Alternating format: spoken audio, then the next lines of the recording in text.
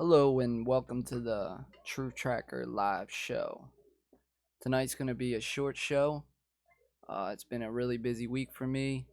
Been working on a lot of different things. One thing I've been working on is a new Syrian documentary talking about the Syrian war and basically starting all the way back as far as World War II and basically detailing what's going on there. I'm also working on a Las Vegas shooting documentary I'm gonna combine most of my work and some new work, but yeah, I'm on late tonight. Usually I try to be on by 8, but it's 10. I've been putting in a lot of work lately, so I'm just gonna get the show started for you guys. Coming up on March 24th. What's that? Coming up on March 24th, sorry about that, guys, is the March for Our Lives event. The March for Our Lives is a gun protest rally, or it's more like a gun law protest. I don't think it's based just around totally outlawing guns. But since the Florida shooting, let me enlarge it right here for you. Since the Florida shooting, people want to change the laws about guns in America. And this is the March for Our Lives rally, which is going to be in D.C. on March 24th. It says right here on their website. On March 24th, the kids and families of March for Our Lives will take to the streets of Washington, D.C. to demand that their lives and safety become a priority, and that we end gun violence and mass shootings in our schools today. March with us in Washington, D.C., or march in your own community. On March 24th, the collective voices of the March for Our Lives movement will be heard. Let's march or sign a petition. Got a picture here. Basically, I'm going to take the crew down to D.C. because we don't live that far from D.C. It's, like 45 minutes from us. And I think we're going to meet up with some people here in Baltimore and then follow them out there. We'll probably go live and broadcast the whole event on our phones. And then at the same time, I'll have my HD camera set up. And I'll probably make a documentary out of it with Tessa. Tessa's here with me tonight. What's up, Tess? Hello. So she's probably going to head down there with me and a bunch of other people. There's supposed to be like 40,000 people going to this event. Crazy amount of people. And if you can look right here, here's another video about the event. See if I can pull it up. Hold on one second, guys.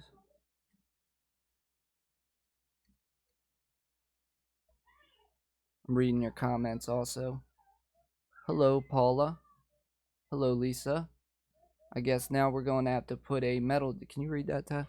I guess now we're going to have to put a metal detector and let the kids walk through it and make sure they don't have no damn guns. This is ridiculous. Kids used to be safe. I agree. Yeah. I don't need my 9-year-old walking through a metal detector. That's crazy. What's sad is I don't even think a metal detector will change anything. Do braces go off? Braces? Yeah, like metal braces. Like kids that get braces. I don't know. I have no idea. That would just be annoying. I don't think so. But, so the March for Our Lives gun control rally, I'm going to play this video for you guys. If anybody's located near DC or knows anything about this event and is going, let me know. I'm going to play this video real quick. Focused. Reach out to me. Reach out to my sons who buried their little sister a couple of weeks ago. Let them march with you in DC. Let's get the right message across. Let's make these schools safe. An emotional plea there from the father, a grieving father in the wake of the Parkland shooting. That's Andrew Pollack, and his daughter Meadow, age 18, was one of 17 students killed on that day. He says the mission now is to improve school safety. Andrew Pollack is my guest today. He's in the Florida capital city of Tallahassee. And, sir, thank you for your time and being here and seeing you a lot on television. I appreciate the appearance with us today. You just talked with some lawmakers in Florida. What are they telling you this hour that's new, sir? Right now, I'm up here in Tallahassee. I'm supporting Governor Scott's bill that he proposed. That's on the floor right now. They're going to be voting on in the next couple of days. It's a School Safety and Mental Illness Bill. It's just a common sense bill to help protect our kids when they go to school. It's going to help the schools with hardening. It's going to help the police. It's going to help with mental illness. There's everything in that bill that a parent would want their kids to keep them safe in the schools. So that's why I'm up here. I represent the other 16 families that they lost people to. They also are in favor of Governor Scott's bill. So right now there's a battle going on, and there's a different agenda. These people that are voting, they're opposing this safety bill and mental illness bill. So right now I posted the list of the lawmakers that oppose making our kids safe at the school. It's on remembermeadow.com. I want you to go on remembermeadow.com. Look on my public page. Look at the list. If you want your kids safe, you call those lawmakers and you hound them. You make them vote yes when it comes to this bill. And that's what I have to say about that. If everyone's behind me, these people have a different agenda. Well, we'll see what happens with Governor Scott's bill. I don't know how many Republicans in the House and the Senate there in Tallahassee support it, but that's something we'll watch. But here's the Senate took this up over the weekend. And part of what they did was they rejected assault weapons ban, and they expressed support for arming teachers. Bulletproof doors in schools. You are not about changing laws. You're about strengthening schools first and worry about laws later. Correct. And others on the opposing side of that issue would say you had a guard there in the school, you had a police officer respond, and look what they did, which amounted not to a whole lot in the end.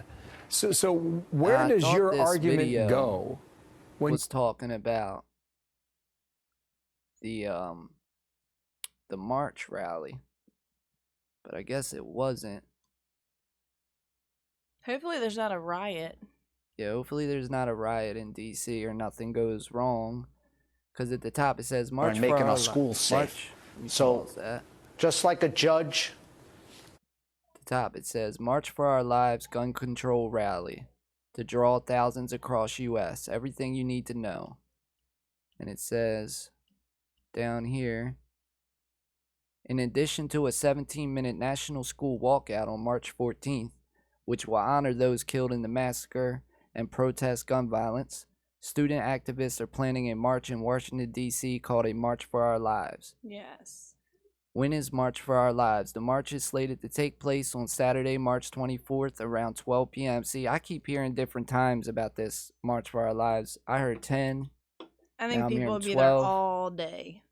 Yeah, people will probably be there all day. And it's saying, where is it? It's the primary march will take place in Washington, D.C. on Pennsylvania Avenue between 3rd and 12th Street Northwest.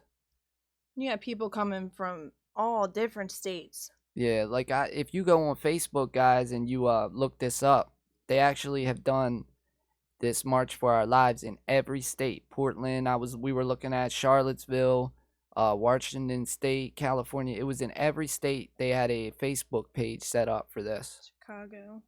Yeah, in Chicago. Well, yeah, I just wanted to show you guys that, but the Truth Tracker team will be on the ground out there, and we're going to go live from the scene the entire time, and no matter what, we're going to bring live video to you and keep you updated on it. Now, let's get into this. Something really interesting I wanted to show you guys. Now, this is crazy to me. An article I found by the New York Post. And it's about Geek Squad. I don't know if anybody read these articles about this. This is crazy, guys. FBI paid Best Buy informants to search customers' computers for kiddie porn. Listen to this. The FBI has been bribing employees of Best Buy's Geek Squad to hack into computers for the past 10 years, according to a stunning new report that raises concerns over Fourth Amendment violations. Technicians were paid between $500 and $1,000 as informants and encouraged to search customers' computers for any illegal material, a Freedom of Information Act lawsuit found. Now, can you believe that? No. But you were trying to tell me earlier that you agree with this. I wasn't thinking about all the people that take nude pictures of themselves. I was thinking that it was a great idea to try to catch kiddie porn.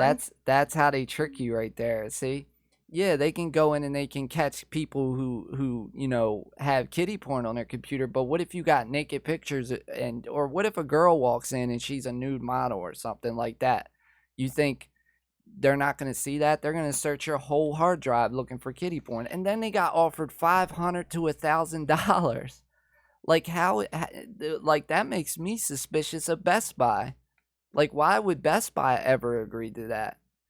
Like, 'Cause wow. they're getting paid.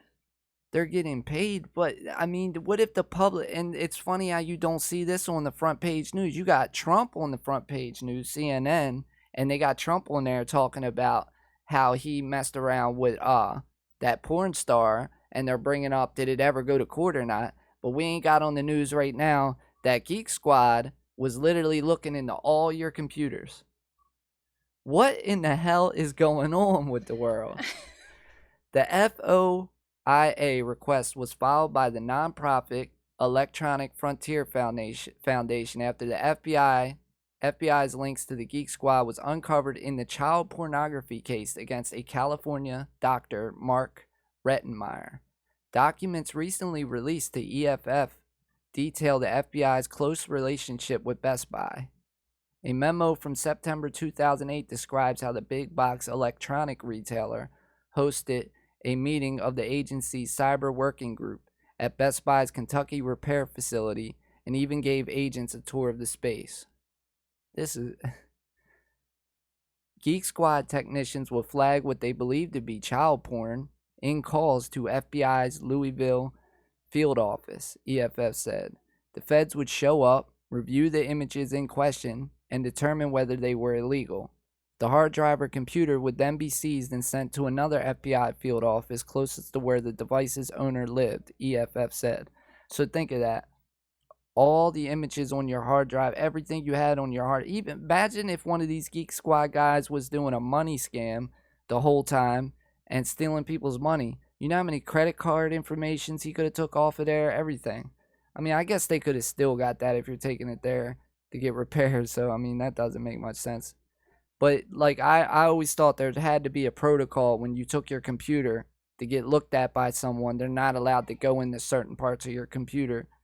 But, I guess maybe it's unavoidable. Okay, but the hold on, FBI to hold be on. involved in that?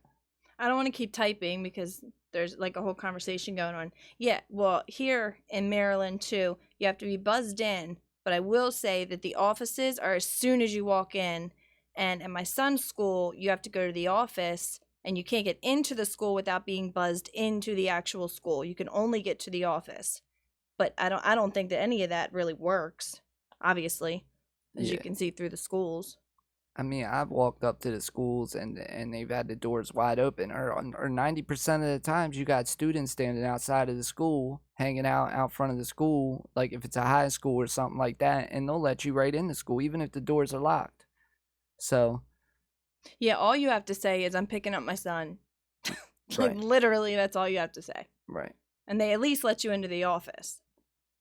Now, I definitely agree. Maybe there should be metal detectors. What's that say, Tess? Which one? The They were talking about bulletproof doors, and then Lisa said bulletproof my ass. These kids are bringing guns inside. They are armed and loaded. And then Shannon said this is her daughter's high school. Her son's middle school, you're buzzed in, and the office is immediately off the door. So it seems like elementary school is pretty strict, middle school is a little less strict, and high school is pretty not strict at all. Which actually I see in Maryland too. Yeah. It's almost like they think that because the child turns 13 or 14 that all of a sudden they don't need this certain protection, and that doesn't make any sense. Yeah, the high schools are definitely, and plus so many kids are skipping school and going in and out of the school. Like, I skipped school.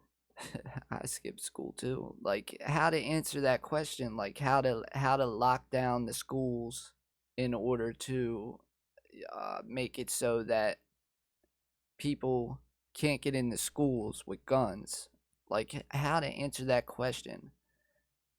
I would say maybe each section of see, that's crazy thoughts to me. What if you had like each section of hallway had doors on it? Like, that's crazy that you would have to build a school like that. But literally, if a person was making their way down a hallway Nice, and Paula. there was something going wrong, like a boat locks up its doors, you could lock the person into a section of hallway trying to get further into the school. So like They would never invest that much money into how many schools there are. I mean, look at all these Never. protests. I mean, I bet you they could raise the money if they really wanted to. They could raise it, but nobody wants to do that. That's why they're doing all this gun control. Nobody wants to, raise the money? I think the whole point is to try to keep guns out of certain people's hands. Not, I mean, yes, make the schools safer, but the whole point is to try to keep the guns from getting into these people's hands, to even give them the ability to go into the school, and then on top of that, making it harder to get into the school with them. Right. Well, I can see if you put metal detectors at the front of the school, if a guy really wanted to get into school, he's just going to shoot the metal detectors up.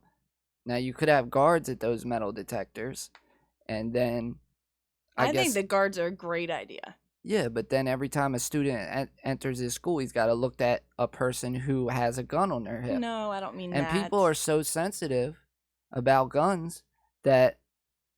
I don't mean that. I'm not saying a kid has to stare a gun in the face every time they go to walk in school. I'm saying that maybe once school start, I don't know. It's hard, but I think the whole armed guard thing, maybe they stand at the front of the parking lot, and when school starts, they go to the door. Something like that. They shouldn't scare the kids. It shouldn't be anything like the kids have to be scared to walk past them. They should be very interactive with the kids, if anything, or the kids really shouldn't even know they're there half the time. One or the other. It shouldn't be they have to walk past the guns every day. That's just ridiculous. Well, and another thing, and I know a lot of people who I know probably wouldn't agree with me to this, but like bump stocks, okay. I definitely don't think that bump stocks are necessary. Now, I'm not saying it's hard, man. It's hard to be in the middle. I'm not saying they should be outlawed, but maybe they shouldn't be sold to the public. Like, if anything, they could be used in the military of some kind, or put on military weapons used for war or something when they give all the military personnel guns. But bump stocks to the public, you're not going to take a bump stock rifle out to the woods to shoot a deer. You're not going to take an AR-15 out with a bump stock to shoot a deer. Like, you're not even going to be able to hit a deer at a distance with a bump stock.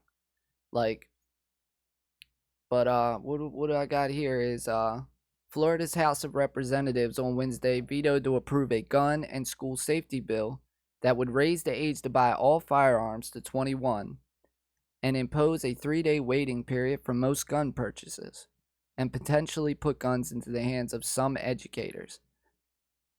See, this is what I'm talking about, guys. We got NBC News on here, and it says, potentially put guns into the hands of some educators. Like, I just feel like that's a manipulating way to say that sentence.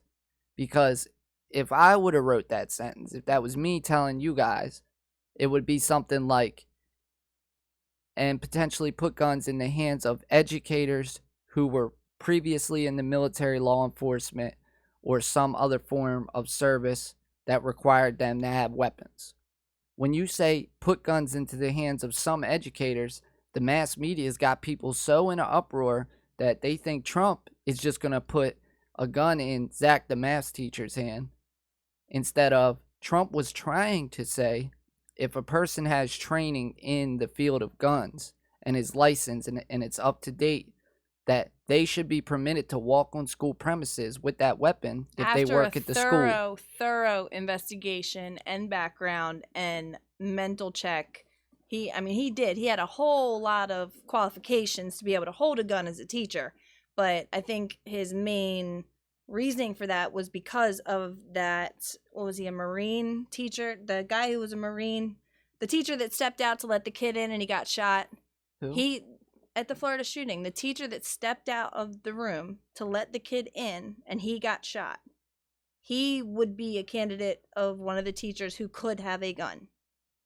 He was a Marine previously. I think it was a Marine. I'm almost positive. I didn't read about that. Where'd you read about that? At the Florida shooting that was? Yeah, this past Florida shooting. Huh. With Nicholas Cruz? One of the teachers that died was a I think he was a Marine.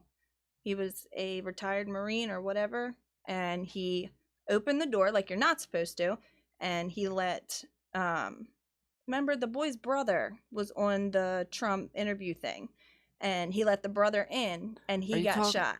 Are you sure that's not a different shooting test? Oops, sorry guys, I bumped my mic. No, yeah, it was the Florida shooting. Was it? Yeah. I don't know. I don't remember seeing Yes, I that think for guards some at the reason. front door are a great idea too. Check out the new MS bill for Mississippi, just saying 36 hours of training, psyche, evaluation, and qualify every year. The sheriff on campus in Florida was a coward and didn't act. I say he's a coward 15 times a day.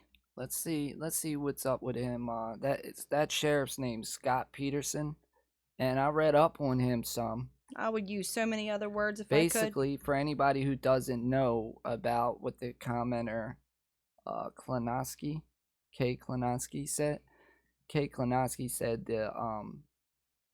the sheriff on campus in Florida was a coward and didn't act. Well, there was a school resource officer at the school where Nicholas Cruz. Yes, the geometry teacher. I'm sorry. Nicholas Cruz went into the school and fired on how many people died? Was it 16? 17. God, I'm so bad with numbers. And killed 17 people. Well, the school resource officer was at the school. But coward. But supposedly he reports that he thought the gunfire was coming from outside. Now the alarm goes off. The shooting starts on the 3rd floor of the building, and this man thinks it's coming from outside, so he decides not to go inside. Right. But even then, what's he gonna say? Oh, I heard them all screaming, but I thought it was outside. You idiot! No, you didn't. He's an idiot. Well, what's interesting about that is earlier in the day that day they had a fire drill. Now, how did Nicholas Cruz, the shooter, know to come on the same day that they had a fire drill? I still don't think you did know. Tessa thinks it's a coincidence, but the shooter knew to come on the same day when they had a fire drill that morning, and the first thing he does when he walks in the school to shoot the school up is pull the fire alarm. So everybody in the school thought it was a fire drill. And you know that man was out to kill if he pulled the fire alarm, because that's basically everybody pours out of their that's doors. basically open season. Nicholas Cruz indicted on 17 murder counts. Okay, here we go. We got the Sun Sentinel saying, "What does Broward Sheriff Scott Israel not want us to see?" Supposedly, there's a video of this Scott Peterson out there showing him sitting outside the school. And they don't want to release it. Yeah, and this Sheriff Israel of the same police department in Florida that was in on investigating the shooting, he completely aired out this officer Scott Peterson. He should. Aired him out. He should. This is Israel right here. Scott Israel. And I'm sorry. Claims. Deputy Scott Peterson, the officer assigned to Marjorie Stoneman Douglas, resigned Thursday while under investigation for failing to enter the building as shooter Nicholas Cruz opened fire and killed 17 people. The Coral Springs city manager angrily confronted Israel the day after the shooting about the deputy's response. Let me know if you guys can hear that, Florida okay? Sun-Sentinel's sources. In the comments. Israel said the sheriff's office is making plans to interview the Coral Springs police officers who lodged the complaint. Israel said, "If we find out, as we did with Peterson, that our deputies made mistakes and didn't go in, I'll handle it like I always have. I'll handle any violations of policy or procedures or whatever accordingly." Asked how he feels about such an accusation being leveled against his deputies, Israel said, "Being in police work as long as I have, I've seen allegations that end up being accurate and allegations that end up being inaccurate. I don't really have an opinion on allegations. I deal with facts. We'll want to see where the facts are, and we'll go from there." Sergeant Carla Kamiotek stated that any actions or inactions that negatively affected the response will be investigated thoroughly and the information released officially. There were countless deputies and officers who responded on that fateful day from multiple jurisdictions, whose actions were nothing short of heroic. Marjorie Stoneman Douglas High is in Parkland, where police officers are provided by the sheriff's office. Okay. Rick, as far as we know, he was carrying... Here's the new pillow everyone... He loves playing advertisements. As far as it's being said, it was like a guitar case or a cello case that he was wearing as a backpack. The Uber driver, if you ever hear an interview on her, you can tell that she can barely speak English, but she said that it was a very silent car ride. He said he was going to music class, and if you think about a guitar case or a cello case, they are pretty big. So what are you exactly talking about, all that gear? As far as I knew, it was just the gun and the ammunition. What did he say? He said there's no way that kid had all that equipment in an Uber. Interesting. Yeah, well, Yeah. supposedly he had a guitar case, like you see in a movie where the actors always put the guns all in, lay them in the guitar case. A teacher said that The full body armor. Yeah, I haven't seen anything about that full body armor. No. Only one article. I saw something about that. Oh. I saw that he bought the guns at a tactical place where they sell body armor, but I didn't see anything that specified what he bought from the store besides an AR-15. I know he did buy multiple weapons, and then this goes back to the Nazi connection. The neo-Nazis are actually neo-Confederates in Florida, and I was actually digging into this. I think it's another video I'm going to make for everybody. But anybody thought about Dylan Ruth? Remember Dylan Ruth? When he went up in Florida, think about it. We've had 3 shootings in Florida now. It might even be more than that. We had Dylan Ruth, who went up in the school. Went up in the church, in the black church or African American church, and shot. Let me look that up. But they knew he was a member of neo-Confederates and neo-Nazis located in Florida. Well, right after Nicholas Cruz, the shooting happened with Nicholas Cruz, a neo-Nazi Confederate or neo-Confederate, came out in the media and said that he had trained Nicholas Cruz, just like Dylan Ruth. If you look up information about Dylan Ruth, he was also supposedly trained by these neo-Nazis and neo-Confederate. Am I saying that right, Dylan Ruth? I think that was him, correct? No. But it seems like there's a connection here. Okay, I'm spelling it wrong. Dylan Ruth. I said Dylan Ruth. But it seems like there's a connection going on here with neo-Nazis in Florida and these shootings that keep happening. Just like Omar Mateen, like I was discussing in my other videos. He also had neo-Confederates and neo-Nazi connections. He was also connected to ISIS, which Nicholas Cruz also came out multiple times and said he supported ISIS to his friends. And geez, it whiz, I can't even type while I'm doing it. Also came out and said that he supported ISIS. But if you scroll down, if you look up Dylan Ruth, who was involved in the Charleston church shooting, went up in the Emmanuel African Methodist Episcopal Church in downtown Charleston, South Carolina, during a routine Bible study at the church. 21 years old, opened fire with a handgun, killing 9 people, all African Americans. And if you scroll down and you read on Wikipedia here, what were his motivations? He actually had watched the shooting of Trayvon Martin in the 2015 Baltimore protest, and that enraged him. We live in Baltimore, so That was 5 we minutes lived away. through that. But right here it says, and you can look up the pictures of Dylan Ruth.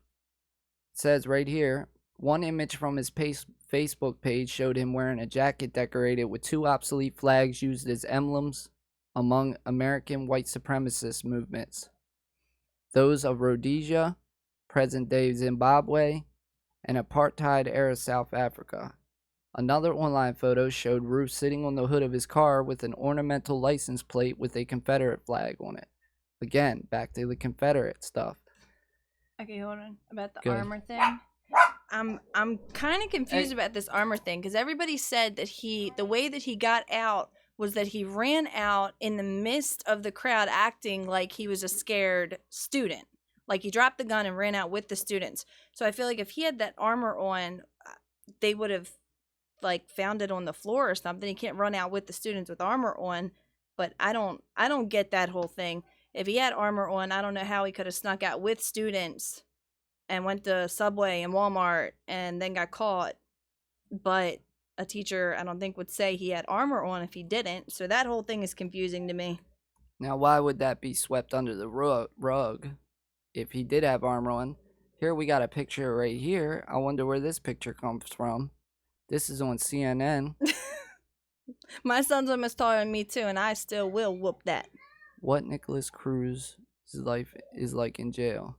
But look, this picture isn't from jail, obviously. This is a picture from a bathroom, and he has on a Kevlar vest, it looks like. What is hard, son? The end.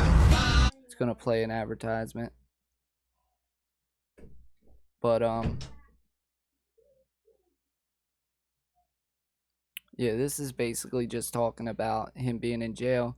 But I thought it was pretty interesting that in that picture he's wearing a Kevlar vest. Yeah, there's something fishy there, because I feel like that would be more, that would have been said, I feel like, by a lot more people than one teacher if he was in full body armor. Not to mention the Uber driver, because he is right.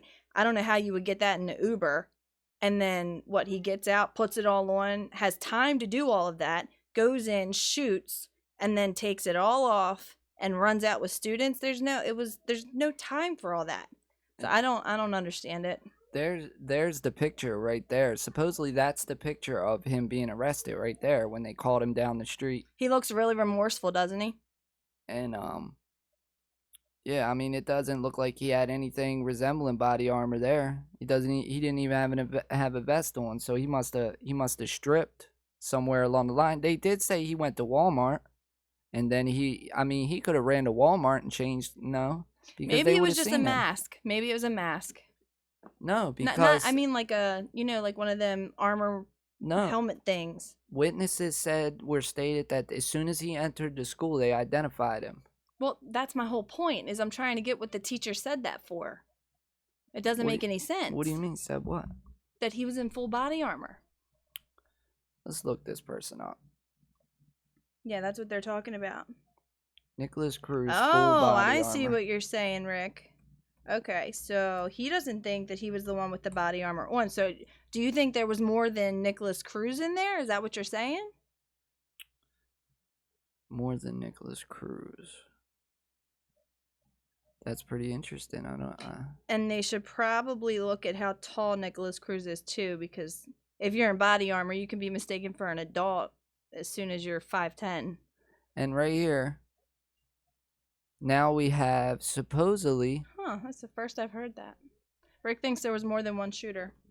Now the police in Florida came out almost immediately and said Nicholas Cruz had no connection to anti-Semitic people or neo-Confederates or neo-Nazis. And then now we got on the news here that school shooter Nicholas Cruz made anti-Semitic racist comments. Huh. Hold on, why haven't we found this? Rick, where are you finding all this information out at? Can I ask you? Is it just What's that? He said several of the children that interviewed said there was more than one shooter. Some said 3. 3. Maybe but body armor in his locker the day before. That, okay, I can see that. I could see that. But I don't know. He walked in and pulled the fire alarm. School. Yeah, he wasn't even at that school anymore. Yeah, he got expelled the year before from the school. Florida shooting. This whole thing is confusing. What was the question again? What multiple shooters? Yeah, he said it's all over YouTube. That some students are saying that there was 1, 2, some even said 3. I don't know, man. That's crazy. If that's the case. Oh yeah, that's another point I wanted to make. So they're airing this one guy out for the school resource officer for staying outside, and then I read on multiple websites and on multiple reports and in many videos that multiple officers arrived at the scene with the resource officer outside and stayed outside with him. But then they're putting all this blame on this one guy.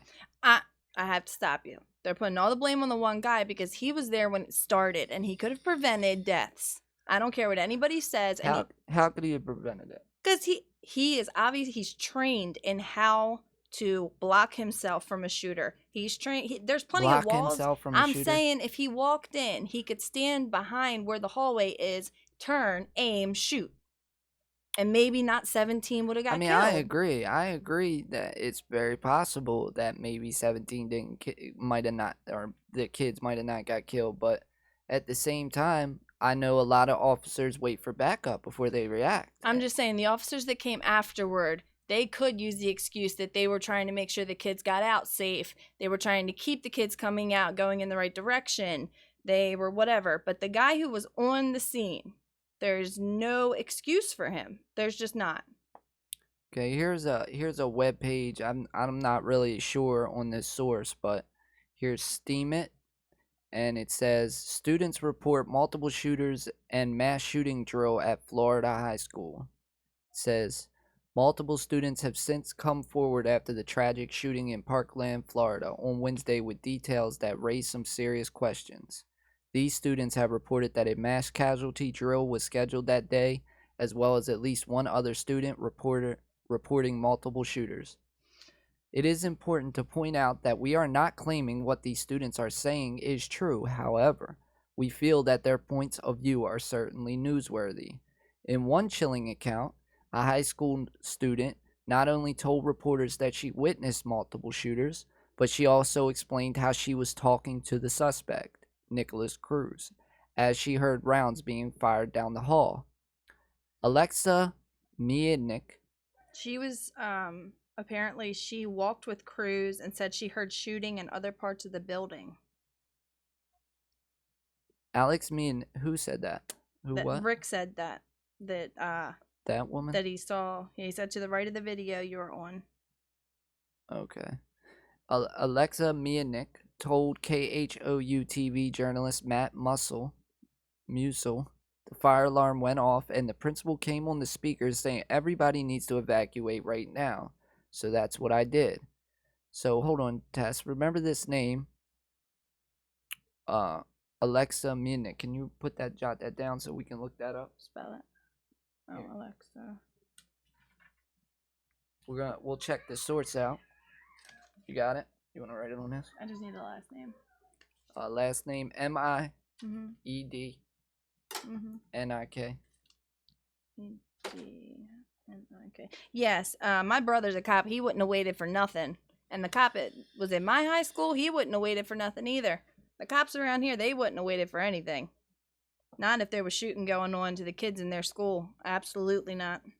Okay, and then we have, as we were walking, the whole class together, I actually was speaking to the suspect, Nicholas Cruz, said Miednik, as she made quotes with her fingers when saying suspect. As she made quotes with her fingers when saying suspect. Okay, so like she was saying it like, okay, like this is bullcrap. And I was speaking to him. He seemed very, I don't know what the word is. He was trouble in high school. So I actually joked to him about and said, I'm surprised you weren't the one who did it. And he just gave me a huh? Me and Nick said. After this incredible account, me and Nick went on to explain that she was absolutely sure there were multiple shooters. So, you were walking down the hall with him, asked the reporter. Weren't you scared? In the moment I wasn't, replied me and Nick, because there was obviously, definitely, another shooter involved. Oh, and you think he was not the only one? Asked the surprised reporter. No, definitely not, replied me and Nick. Why do you say that? The reporter asked. Because when shots were fired, I saw him after the fact. The shots were coming from the other part of the building. So, there definitely had to be two shooters involved, she explained. On top of the report of multiple shooters, there were multiple reports of active shooter drills happening this same day. So, yes. Someone someone said, we had rumors going around the school that police would do a fake code red with fake guns but sounding real. Friend explained to reporters, I thought at the beginning that this was all a drill until I saw my teacher dead on the floor. I'm gonna say it's not a drill when people are dying. Right. So we got a video here on this website. Let's see what it looks like. Joining us now are two students who survived this massacre inside the school. We have Kelsey Friend, she's a freshman, and we have David Hogg, he is a senior. Guys, I know you've had a trauma and a horrible night and day. Thank you very much for being here because you each have such unique stories. Kelsey, I want to start with you. You're a freshman. You were in your geography class. Well, actually, you were in your geography class until the alarm was pulled, a fire alarm, and you went out as if to file out and evacuate for the fire alarm, and then what happened? Everybody stopped moving. No one was going down the stairs. Everybody was just looking around like, what's going on? And then all of a sudden, like, it was like a wave of kids running back upstairs, screaming. Some were already crying. Some were saying, oh my goodness. Had you heard the gunshots at that point? No, I did not. But people said there's gunshots downstairs. And I'm like, I talked to my teacher. And I said, I'm scared. I don't know what's going on. And then we heard the gunshots. And then you turned around and you went back to your geography classroom. You don't want this Yes. video. And then what happened? My geography mom was just teacher CNN. unlocked the door. And I had ran in thinking he mom was works at behind me, but he CNN. was not. Apparently, Rick knows What happened a to your lot. teacher? He unfortunately passed away in the doorway of our classroom. Did you The see him video get that shot? was at the top of the screen is I the one you did want. not. I heard the Nobody likes this gunshots kid. and I've The video that heard was the on the shooter top of the walk screen is down the one you the want. hallway shooting more kids. top I've of heard the screen. a young man crying for his mother dying. That one. And it was just hard because, you know. Okay, imagine while he this gets the other happening to video, you. You see it on the news, I've you been see- saying the whole time, every time we've went live about his mental status, and I actually brought it up to my therapist the other day. Talking about the blonde girl right here. This isn't a video. This is just a snapshot. Yeah, I don't know. But she did. We were talking about it and we talked about it for like a minute because I'm very interested in mental health stuff. And the combination of depression and autism honestly is bad enough. But when you have autism on top of depression, on top of his home life, on top of ADHD, apparently in her training, the ADHD can trigger that autism and depression in a split second and make them very impulsive, versus if he did not have the ADHD and actually had time to think about it, something may have changed a little bit. I never know. But when you have ADHD mixed with autism, it's a very, very impulsive move. And I have thought that there's other people involved, not necessarily other shooters, but other people involved, because with all of his mental issues, I don't think that he could be smart enough to think of the Uber and think of walking in, pulling the fire alarm. Just there's so many things that went into it that are so premeditated that his impulse along with the premeditation just doesn't combine to me. It just doesn't make that much sense. He had to have somebody in his ear, and he's very vulnerable, so make something sound great to him, and that's exactly what it is. So I got a video here. I'm gonna continue looking up that, Rick, but I found this video I'm just curious about, and this is supposedly the gunman moments after the shooting walking down the street, and I'm just jumping back to the body armor question, whether or not he was wearing body armor. And to me, it looks like a short sleeve shirt in this video. It looks like what the other picture showed, a red shirt, blue jeans that look like that to you, Tess? Yeah. I actually don't think it was blue jeans. I think they were black, but Yeah. it was a burgundy-ish red shirt with long jeans. Yeah, like that's what that looks And like I don't there. think he was wearing the armor. And this is basically Maybe he was the front face of a conspiracy. I don't know. But his mental status definitely allowed him to be vulnerable enough to do it. or even if he was the shooter, we definitely have domestic terrorism going on with these neo-Nazis and these neo-Confederates. Something's definitely going on. There's definitely a connection. We had 3 mass shootings in Florida now. So something's definitely going on in Florida with these weird cults and these weird organizations. But I'm looking up 17 killed in mass shooting at a Parkland High School. Students at Florida school shooting report crisis drills. Here's another video. Got another video here. Make sure it's not the annoying kid. I can't verify any of the source of this material. I'm just pulling stuff up. See what we can dig and find. I don't know what this site's doing here. Might not load. Probably knows I'm live and doesn't want me to get in. Yeah, it likes kicking us off a lot. Okay. So. Oh, I know whose site this is. I know whose site this is. I'm pretty sure. Or no, maybe not. Isn't that what's his name over there? The guy who was battling it out with me during the Las Vegas shooting. What's his name? He's over here. Not on the right. This is I forget his name. That's it's not Chris, right? I know you guys know who I'm talking about. But let's see. Thank you to Blackstone Intelligence, whoever made this video. We're just sharing this for informational purposes. We've got some more bombshell testimony. No, I can't do that, guys. I can't do that Can't do it. Sorry. But can't bring yourself to do it. Let me see if I can find another video for you guys. Hello. Did we get your name wrong the other day? Is it Catriona? Or is... Yeah, I don't know. Your name is very, very unique. Jake Morphin. Yeah, that's him. Yep. Jake Morphonius. Testimony coming out of Oh, did I say that wrong? Oh, I said it right. I love your name. Nah, I'll play him. I ain't got nothing wrong with that man. They're at the school. Cat. And so that's this comes on the heels of the other footage that I posted for you in a previous. See, I don't know though. He might get my video taken down off YouTube for playing him together in one video. But we'll see. Let's see how he acts. The student in this video is giving an interview saying that there were 3 shooters. She says that at first you know what? We're not even gonna do that, Jake. I only used you for a split second, buddy. But what was that student's name? The student's name. Hold on, I have it copied. It is Alexa. We're gonna look her up. Alexa. Last name is Miednik. Hold on, slow down. Mied. Mied.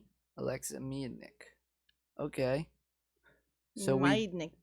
Looks like new evidence suggests warning signs about alleged Florida gunman Nicholas Cruz were overlooked. No, that's not her. Shannon's so nice. Student on shooting. I don't know how I'm ever going to get past this.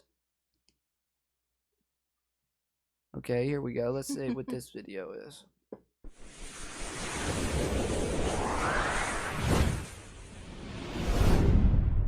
NWO report.me using so dramatic. This as a I actually was in the bathroom at the moment, and I came back to my classroom and I knocked on the door and the fire alarm went off, and principal came on the speaker and just said everyone needs to evacuate right now. So that's what we did.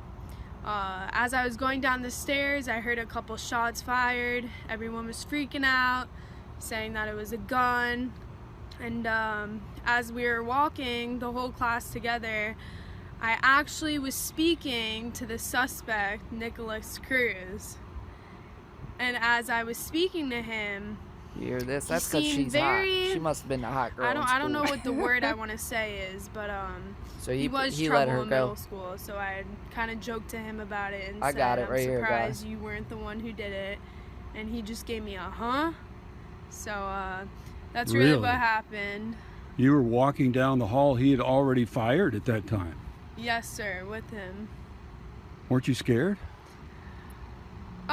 In the moment I wasn't. Well, hold on, guys. What they're saying here, what she's saying here, though, is. But. Oh, you think he was not the only one? No. Definitely not. Her statement was kind of contradictive. Let's run this back for a second. Because when shots were fired, everybody loves after the fact. Hold on. So. Hold on, I'm gonna run it back. The shots. Weren't you scared? You were walking down. Joked to him about it and said, I'm surprised you weren't the one who did it. Joked to him. And he just gave me a huh. So that's really what happened. You were walking down the hall. He had already fired at that time. Yes, sir, with him. Weren't you scared? That was contradictive right In the there. moment I wasn't, because there was obviously definitely another shooter involved. She's I suspicious. wasn't scared because there was you another think he shooter. was not the only one? No, definitely not. Why do you say that? Because when shots were fired, I saw him after the fact. So, and the shots were coming from the other part of the building. So there definitely had to be two shooters involved, I believe. That's the first I've heard of that. Did you see any other students who were wounded? No, sir. I don't know. That ends the I don't video. really like her. She's a little suspicious, kind of like just Who her. wouldn't be scared? She said there was another shooter, but I wasn't scared. I was joking with him. Who would say that as you're walking out of a school shooting? It sounded like to me she was probably the girl in high school, and I'm not putting her down or nothing, who was really pretty, and he stopped in the middle of shooting and decided to talk to her. That's what it sounded like at first. And then, or no, at first what she was saying was she had ran into him in the hall. When she ran into him in the hall, she was having a conversation with him. But the guy asked the question. He said, so he had already been shooting at that time when you ran into him. And she answered the question almost dumb-like, yes, right next to him, which was a kind of weird answer to his question. And then she went on to say, but although, though, I heard shots still coming from the other side of the hallway down the hall. And she wasn't scared. And she wasn't scared. That makes no sense. Now, if it went down this road that this is saying here, could the ROS, or am I saying that? Could the school resource officer have something to do with this? Now, the school resource officer was supposedly outside. How did Nicholas Cruz know that they had a fire drill earlier in the day? To know to come to the school on the same day a fire drill was also done at the school. But have you seen anything that says he knew there was a fire drill? No, I'm just throwing ideas here out the wind. I don't think that he knew. I think that whole thing kind of makes sense to me with him and his girlfriend broke up and it happened to be Valentine's Day. And he was going crazy not even a month before that because there was a report made about him, about them being worried he was going to go shoot a school up. That's pretty specific. And then him and his girlfriend break up. And then Valentine's Day, he shoots a school up. Right. Okay, here we got a Russian student of Parkland School recalls fatal shooting exclusive. Polina Olenek, who is the daughter of the Russian champion in all-in wrestling and mixed martial arts, Alexa Olnick, is a pupil of the 11th grade of the Parkland School. She gave an exclusive interview about the fatal shooting in Parkland that claimed 17 lives. So let's listen to this one, guys. She kind of looks similar to the girl we just saw. Yeah, she does. Well, we were about to leave school because it was 10 minutes before the bell rang, supposed to ring, and we heard the fire alarm, and we started to walk out. But then, the school staff, they told us to go to auditorium, and what gets me real quick is why ring the fire alarm if it's 10 minutes before school lets out? That's the most interesting question. He wouldn't even have had to go inside of the school if he really wanted to mow people down. Think about it. Not right mentally. Everybody could have come walking out the front door. He could have sprayed everybody who walked out the front door. So you know what that makes it seem like? That makes it seem like there was an agenda. There was an agenda, guys. There was some kind of agenda. I'm going to play this back a little bit and let it play. they told us to go to auditorium. Hope you can hear that. Because it's not a fire drill. It was called red. And at first, everybody still thought it's kind of a drill, fake drill that they do in the schools. And for 20 minutes they were sitting in the auditorium, everybody just thought it's fake. Even the teachers, everybody. But then we just heard that people started talking about oh, there's a shooting in the next building, that someone already got killed, and like this is serious. By the way, And Rupli is a like Russian it wasn't news like panic inside of organization. it. Like everybody was just trying to reach out to their friends and their family and like to say something like for. They told us to be on the floor, like so nobody can see us and all that stuff, like not to be on our phones, and we were just listening, like mostly when we realized it's real, and we were just like really waiting for police to clear the building, like for the SWAT team to clear everything, and at some point they came into the room and they told us like 30 minutes later, they told us like everything is clear around, but like we are not gonna let you out like right now because we still didn't like clear all the school. No, we were not close to the building where they were shooting. Like it was like not the next building, but it was. Okay, so this girl wasn't close to the shooting. That's perfectly clear what her point is. I want to find more about this Alexa Midnik, which also sounds like a Russian name, I think. Alexa Midnik. How long was that video? So the video we watched with Alexa Midnik was 1 minute and 56 seconds. Now I don't know if someone added to this video. Shitty actress. But here we have a 3 minute and 39 second video, so this one's longer. Hopefully.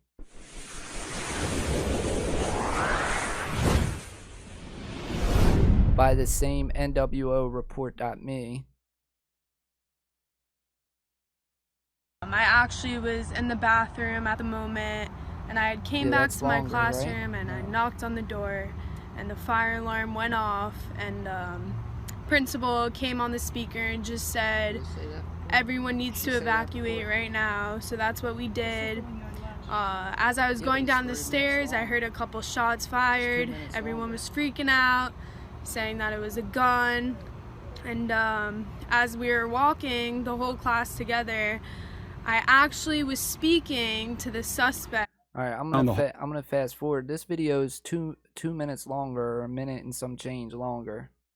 Oh, he had already fired at that one? No, definitely not. Why do you say that? Because when shots were fired, I saw him after.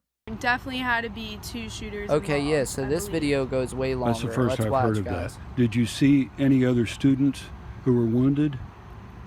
No, sir. No, maybe it doesn't. Stopped. Oh, you think he was not the only one? No, definitely not. Why do you say that? Because when shots were fired, I saw him after the fact. They looped it now. So, I think. And the shots were coming from the other part of the building. So there definitely had to be. And principal came on the speaker and just said. Yeah, they're just looping that. I thought it might have been longer. We might have got more information out of her. I think there's another interview of her right here. I don't think this is the same interview. Alexa Midnik, former student, walked with shooter. Everyone needs to evacuate right now. So that's what we did. As I was going down the stairs, I heard a couple shots fired. Everyone was freaking out, saying that it was a gun. And as we were walking, the whole class together, I actually was speaking to the suspect, Nicholas Cruz. And as I was speaking to him, he seemed very, I don't know what the word I want to say is, but he was trouble in middle school, so I kind of joked to him about it and said, I'm surprised you weren't the one who did it, and he just gave me a huh? So that's really what happened. She seems like one of them type of girls who wants to watch the world burn. Like, she wants to go viral or something. I don't know, something's off. Something's off about that. I mean, that freaks me out a little bit. If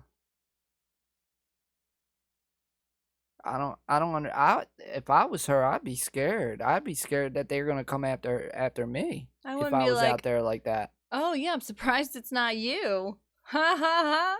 Here we have a Florida teacher. I looked down at the shooter. We start to exit the building. All my kids are in front of me going down the stairwell. I get to the door at the top of the west stairwell in the 1200 building.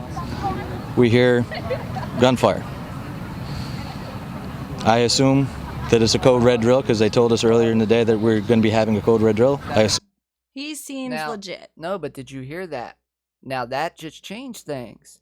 In most articles you see, there was a fire drill that earlier in the day, not no code red drill. I mean, is code red drill? Does anybody know? Does that mean fire drill? I've never heard that. Code red means it's not a drill. Get out. Code red means like locked down. Yeah. Code red means it's an actual emergency. Yeah, and they did a drill earlier that day, just like Las Vegas, guys, when they did a drill that day. It's crazy stuff. I'm gonna let it play. It was blanks. So I grabbed all my kids, started yelling at the kids, get back in rooms, get back in the rooms. What did he say? Blanks. Let's go back. Get back in rooms, get back into rooms. Shutter, push as many kids into rooms as I can. By the time I get back to my room's door, there's the shooters already up at the tail end of the hall, at the other end, the east end of the building. Heard 2 shots. I didn't see it, but then those 2 shots would have been my friend Scott Beagle getting shot and killed while trying to save his kids. And then he looked down the hallway and started shooting. At this point, I'm pretty much in the middle of the hallway. I go for cover because, well, I realized at this time I can't actually get in my room because my keys are in my room. As I'm going for cover, one of my former students, a kid who's a senior named Joaquin Oliver, screamed, turned, he was shot. At that point, I looked down at the shooter. He looked at me, pointed his AR at me, and started shooting. I pushed all my kids by my door to save as many of them as I could. As I was doing that, bang, bang, bang, all of a sudden the shooting stopped. I looked down, he was reloading. I yelled, run, and then I ran behind as many kids as I could. When I got to the door at the top of the stairwell, there's 2 doors. The closest door, I put my foot there to stop it from opening, hoping to buy my kids some time. As I was leaving, after my kids made it down at least 2 flights of stairs where I couldn't see them anymore, there's a girl on the ground. I shook her, said, hey, tried to get her attention, no response, reached for trying to find a pulse of some sort, nothing. At that point, I decided that I did as much as I could for the kids. I now have to make sure I breathe. Went to the 2nd floor, into the conference room, and hid in the men's bathroom till the police came through. 19-year-old young man who had trouble. I didn't know that at the time because he had a mask on, so I didn't know who it was. I just saw a guy with a gun shooting at my kids. Tried to save as many as I could. Unfortunately. Wow, guys, did you hear that?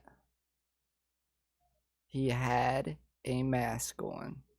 That's what I said. It could have been a mask. No, but in the articles, other articles, it had said that he was identified as soon as he entered the school. Well, no, I'm not saying that. I'm saying as to what Rick said earlier, is how you couldn't get all that into an Uber. If it was only a mask, you could get that into a guitar case.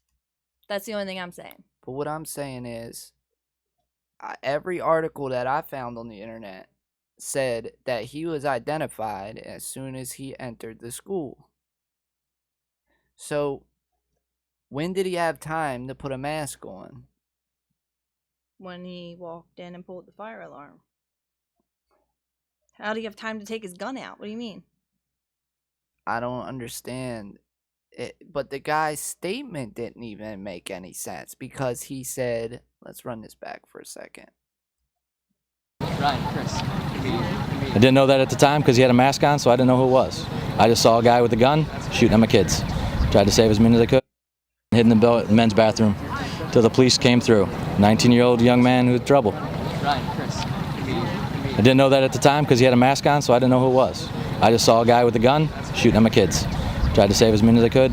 Unfortunately, I didn't get all of them. That's what I got.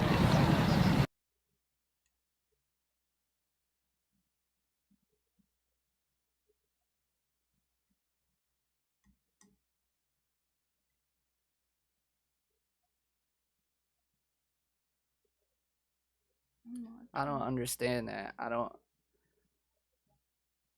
But he said 19-year-old kid. He said 19-year-old kid, and then he said he had a mask on. No, he was saying he had a mask on, and then afterward he said 19-year-old kid, as if, like, okay, now I know who it was. 19-year-old kid, it's sad. Has anybody heard this kid talk in court? Has anybody heard anything like that? Can you still see comments? Yeah. They're talking about you can fit 3 or 4 ARs in a guitar case. You can fit it a lot in a guitar case if you want. And in court, the only thing I heard him say was yes, ma'am. And he said it pretty clearly. He didn't say it like, yes, ma'am. He didn't say it like anything's wrong with him, really. All right, I really like watching these witnesses that were live on like CNN and Fox and everything else. I'm going to play one more real quick, guys, because I think we're getting further in the story. So now we just identified that he was wearing a mask, according to one of the teachers. But if you read the articles on CNN and other websites, most of the MSM websites, multiple teachers came forward and reported that he was identified as soon as he walked into school. And then we have Alexa Mianek, who, according to her, he walked down the hallway and walked up to her, and she knew exactly who he was, and she did not say he was wearing a mask. So hold on, we have conflicting information, guys. We do. There's I mean, you have 900 students, and then you have however many teachers, and then you have people who want to ask all of them questions. It's just like playing telephone. They're all going to have a different story, especially the ones who just maybe hear the shots and got out, or the ones who got out first and they heard a story. And then you have the ones that are actually there, the ones who are actually seeing it. They're the ones who can barely even get on camera because they can't stop crying or shaking or come out of their room or go back to that school. They're the ones who need to be talked to. But apparently this chick was walking with Nicholas Cruz, which I don't know. That whole thing is just sketchy. What I'm curious about is this school resource officer again. Like, supposedly they have a video of the school resource officer, and they don't want to release it. Why don't they want to release it? If the guy's just sitting outside, what's such a big deal about that? I mean, I guess unless maybe after the shooting he ran into school and then you see dead bodies. Now that might be a little understandable. But again, where was the school resource officer? Okay, he was outside. Okay, well, where was he outside? Oh, he was in between building 12 and some other building. Okay, well, what was he doing? Just sitting there? I'm going to listen to, this is... I don't believe it. Garrett Schreiber, a freshman at Marjorie Stoneman Douglas High School, spent more than an hour huddled in a classroom. Good evening, everyone. Thank you so much for joining us tonight. A heartbreaking night in Parkland, Florida, after the gunman opens fire inside that high school. Late tonight, the governor of Florida ordered flags be flown at half-staff to honor the victims. We just learned classes at Marjorie Stoneman Douglas High School are canceled for the rest of the week. Florida authorities just gave us an update as well on the investigation. They are spending the night gathering evidence from the scene. Investigators say 17 people are dead. 12 of those people are identified, but their names are not being released just yet. Investigators say the suspected shooter is 19-year-old Nicholas Cruz, a former student at that high school. We do have brand new video here at 11 of the suspect being apprehended by police. We got more video. A driver in Florida shot the video. You see the suspect lying on the ground, surrendering to officers. I see a red shirt. And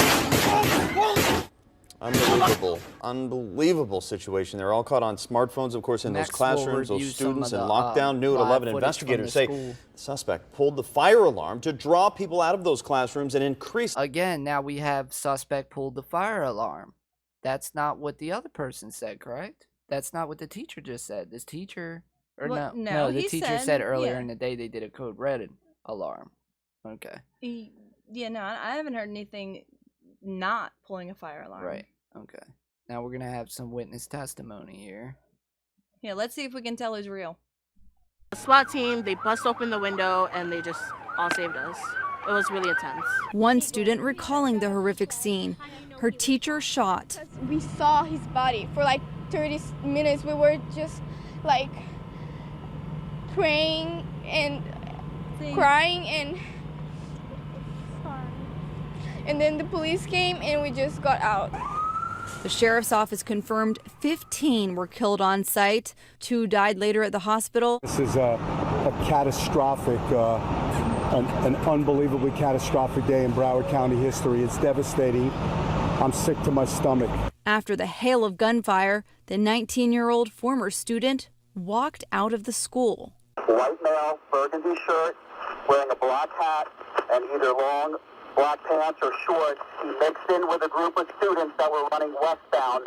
Police arresting him without We incident. gotta see if we can find the police. The scanner. motive of the shooting is still unclear, as the school and all related activities I have could been probably pull up canceled the for the police remainder scanner. of the week.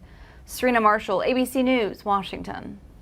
All new at 11, we are hearing from a teacher. I'm curious if I pulled up the police scanner, whether or not they saw a suspect just in a red shirt and blue pants, and saw it was Nick Cruz, and then figured it was him because they had no other suspect. And the whole time, it could have been the school resource officer.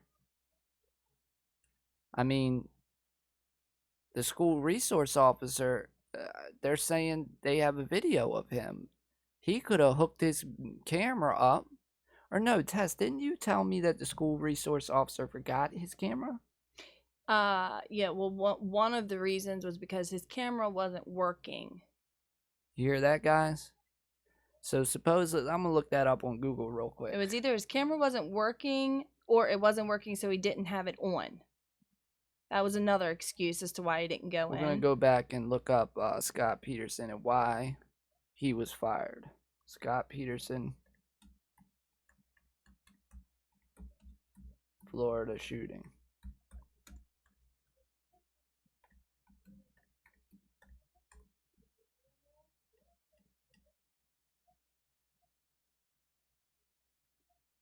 Okay, we have Fox News. Oh, he just didn't want... Yeah, no. Klonowski, sorry. Yeah, Klonowski. He's just making every excuse that he can to not say he was a coward. Or he was scared, or whatever he wants to say. He was eligible for retirement. I don't know. Oh, that man makes me so angry. The home of the former school resource deputy who stayed outside the Florida high school as last week's massacre unfolded was being protected Friday by law enforcement officials, even as President Trump called out the ex-cops, suggesting he was a coward. Reporters who attempted to approach the West Palm Beach home of ex-Broward County Sheriff's Deputy Scott Peterson were reportedly met with resistance from at least 6 police officers who were standing guard outside. They prevented us from approaching the house. Here we have looks like a Twitter post. So you have multiple officers on a Twitter post saying they tried to talk him out of resigning. Timeline of the Florida shooting. Before departing for his speech at the Conservative Political Action Conference on Friday morning, Trump, no, it's not what we want. When it came time, that's Trump talking. Broward County Sheriff Scott Israel said Peterson, who was armed when gunman Nicholas Cruz opened fire at Marjorie Stoneman Douglas High School, never went in the building that was under attack. He said the school resource officer instead took up a position viewing the western entrance of the building. Israel said he was devastated, sick to my stomach, after learning of Peterson's inaction during the school shooting that left 17 people dead. The sheriff said he believes Peterson remained outside the building for roughly 4 minutes. That's all 17 are dead. While the shooting in total lasted around 6 minutes. Israel said the officer never fired his weapon. When asked what Peterson should have done, Israel said the deputy should have went in. Peterson resigned Thursday after video surveillance showed he never entered the school, even though he clearly knew there was a shooting taking place. I'm trying to find out if there was a reason given. If he's the one with the gun, he should be the one out there with the gun trying to protect the kids. Why is he hiding outside? Cruz 19. Okay, I don't see any reasons given. And really, how was he smart enough to know to walk out with the kids? I mean, honestly, I didn't even think about that at first. Somebody was in this kid's head. I'm not saying there were, like, a ton of people involved or whatever, but somebody was in his head. Somebody gave him the full strategy of how to do it, when to do it. I don't know. That cop makes me so angry. I can't even talk about him for long. Okay. So, the statement quoted Peterson saying that when the gunfire first erupted, he thought that the shots were coming from outside, which we already discussed, which was why he took up a tactical position. I don't see anything, though, about what you said, Tess. What? About the camera. Where did you see that? The camera. There's been so many videos. Do any of you guys know about the camera? I think it was when we looked up what they should do about going into that type of environment or the school things. I don't know. I don't remember which one. Armed officers stood outside and 17 pupils. A sheriff officer who did nothing to stop Florida shooting resigns. Multiple armed officers wait outside. Florida deputy who didn't enter school during mass shooting. I don't see. Make sure here, guys. My kids are acting like they're dinosaurs. Ex-armed officer. I mean, I don't see a reason other than he thought the shots were outside. I mean, but for 4 minutes? Let's just say that he believed. 4 minutes he thought the shots were outside. Let's just say that he believes shots are outside. Why wouldn't he go inside and lock every single door? If the shots were outside, he should have ran in because his main priority should have been to protect those kids. Period. No ifs, ands, or buts. His job was to protect those kids from bullying, from fist fighting, from listening to iTunes while being taught geometry. That is his job. Like, Nicholas Cruz, there's a video there. Nicholas Cruz admits to being Florida school gunman. And if he had the mental capacity of a 12-year-old, how much would it take for officers to push him and say, get on the ground, what'd you do? And then he was already psychotic. He already wanted to be He wanted a mass to die murder. in a shootout. He wanted to be a mass murderer. Could he have just accepted it? I mean,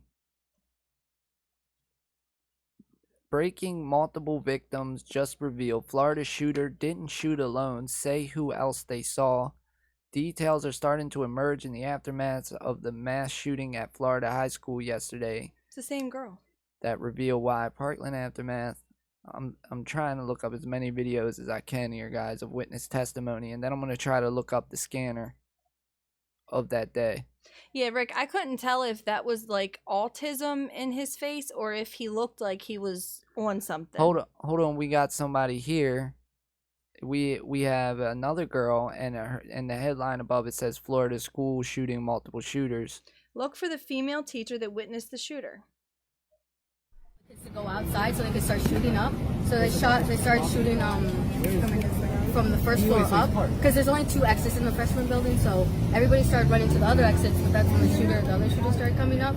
So everybody, and then I thank God to this teacher who opened up her door and let all of us in. She got shot in the arm trying to open the door. Hold on, guys. We gotta verify though what shooting this was.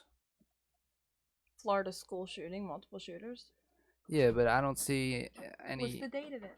I mean, the date is February 22nd, but you never know if someone could have repurposed a video. So let me see. I'm gonna rewind it back and let it play, guys. So they could start shooting up. So they started shooting from the first floor up because there's only 2 exits in the freshman building. So everybody started running to the other exits, but that's when the I see palm trees in the background. So everybody, and then I thank God to this teacher who opened up her door and let all of us in. She got shot in the arm trying to open the door, and then the other teacher, he got shot in the head trying to cut the other students, and it was like an hour, like it felt like years waiting for them. And then after all that, we finally got out, and like they started yelling at us to keep focused and to pay attention ahead, the army people, because they didn't want us to see the bodies that they hid in the corner. They were putting mats over them so we wouldn't see them. But there was dust all over the floor from this weird thing they threw in there. They were trying to. So you think there was more than? Do you think there was more than one There's shooter? 3 shooters. Definitely. How terrifying. Hold on one second now. How terrifying. It was pretty damn terrifying because they were putting us through drills and we all thought this was a drill. We thought this was a drill, but it wasn't. And then we just started hearing the gunshots, and it was really terrifying because my class, the class I ran into, he started shooting through the door and he came through and he started shooting the cabinets, and that's when he shot the teacher. And then he ran back outside to shoot the other teacher who was closing the other door for the kids, but he didn't get to close the door and he was just there. And so we were all just sushing each other, like, shut up, just suck it up if you're crying, because we're not trying to get shot. Because he was in the hallway yelling, hey, hey, trying to taunt us and get us to say things, trying to get us outside. And that's when some other kid, like, he ran out because he thought it was free, but he got shot, and then we heard the groaning outside, and we couldn't do anything. Well, so the shooter, tell me, besides... Hold on, I gotta process all this information that she just said. I gotta play it again, guys. She's talking an awful lot. Yeah, like, this is a lot of information she said. She said someone was yelling outside, someone was taunting them to come out of the classrooms. I gotta play it back again, guys. Okay, Listen to but this one. Rick, What is it? Look up the teacher that got hit in the arm that the girl's talking about, because that's the one that saw the cop in the body armor. Okay, I'll look that up in 1 second. I'm gonna play this one more time. We're funny. Thanks. She get a whole lot of information. Whole lot. To go outside so they could start shooting up. So they started shooting from the first floor up, because there's only 2 exits in the freshman building, so everybody started running to the other exits, but that's when the other shooter started coming up. So everybody, and then I thank God to this teacher who opened up her door and let all of us in. She got shot in the arm trying to open the door, and then the other teacher, he got shot in the head trying to cut the other students, and it was like an hour, like we felt like years waiting for them. And then after all that, we finally got out, and like they started yelling at us to keep focused and pay attention ahead, the army people, because they didn't want us to see the bodies that they hid in the corner. They were putting mats over them so we wouldn't see them, but there was dust all over the floor from the this weird thing they threw in there. They were trying to. So you think there was more than? Do you think there was more than one shooter? There's 3 shooters. That's what I hear. Definitely. How terrifying. Hold on one second now. How terrifying. It was pretty damn terrifying because they were putting us through drills, and we all thought this was a drill. We thought this was a drill, but it wasn't. And then we just started hearing the gunshots, and it was really terrifying because my class, the class I ran into, he started shooting through the door and he came through and he started shooting the cabinets, and that's when he shot the teacher. And then he ran back outside to shoot the other teacher who was closing the other door for the kids, but he didn't get to close the door and he was just there. And so we were all just sushing each other, like, shut up, just suck it up if you're crying, because we're not trying to get shot. Because he was in the hallway yelling, hey, hey, trying to taunt us and get us to say things, trying to get us outside. And that's when some other kid, like, he ran out because he thought it was free, but he got shot, and then we heard the groaning outside, and we couldn't do anything. Well, so the shooter, tell me, besides, hey, hey, what was he saying during He all wasn't this? doing anything. He was legit. He just ran up the stairs, started shooting, and you could see a bunch of kids just going down that way, but stopping. But because the other shooter was coming, so everybody was screaming and stuff. Everybody was trampling each other because they were like, "Hey, do you hear that loud banging sound?" And we all thought it was like some kid joking on the stairwell because they're hollow, so you could just hit a stick and it sounds like it. But then we all were like, "Oh, this is real!" So we all just started running. It was really. Now, one student told me that the shooter was wearing a bulletproof vest and a helmet. Did you see that? I saw some other kid. When the other kid who came into the classroom, he was wearing some type of thing, and like I don't know, but it was like I froze at that moment because you never know, because when the gun is like pointed towards you, another kid with the you don't know what to do, and you kind of just like pause and you're just like, is this actually gonna happen? But I felt like he was going after all the teachers because a bunch of teachers got shot, and any of the kids who were in the way, they got shot. Okay, so she's basically saying she saw another kid with a mask on. She just said she saw one with the mask on and then someone else. I'll be right back, Tess. Okay. Yeah. I mean, she was talking fast, but her story matches the teacher's story. Maybe she's just not processing it all yet, because it seems. I mean, she still has her backpack on. I don't know if it's a different day or not, but I don't know. I don't think that she's necessarily lying. I think she's talking very fast, because sometimes people talk really fast when they're trying not to think about the reality of what actually happened. But what the story matches up. I mean, I guess not everybody does cry, and she could just be really shaken up and talking really fast. I know I talk fast, but I talk a lot. and try to find another video. Okay, now I'm going to try and find the video of the teacher, and I'm assuming no one knows the name, but I'm just going to look up teacher who was shot in the arm, or female teacher shot in the arm.